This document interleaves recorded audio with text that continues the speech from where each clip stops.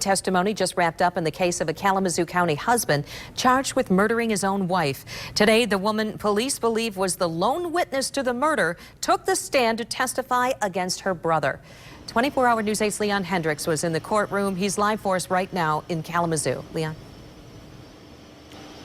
Susan, good evening. Today was the preliminary exam, the first day of it. A judge will have to determine whether there's enough evidence in this case to move this case forward to trial. Today, the prosecution started strong with their star witness, the only person who they believe witnessed what happened to the victim.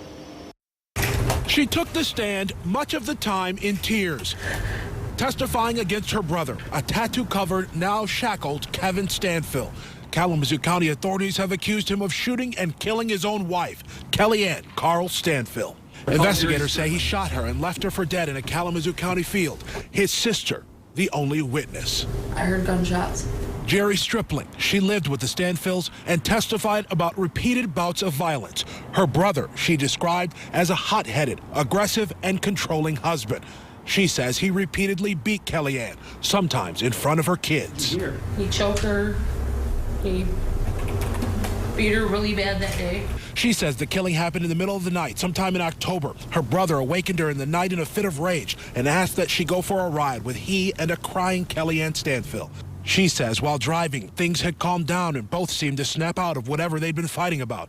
But then a trip to get snacks and a declined transaction at the register, she says, fueled what would ultimately be their last fight. She says Kevin drove them to a field and the couple got out. A short time later, she heard several shots fired. He told me that he loved me. And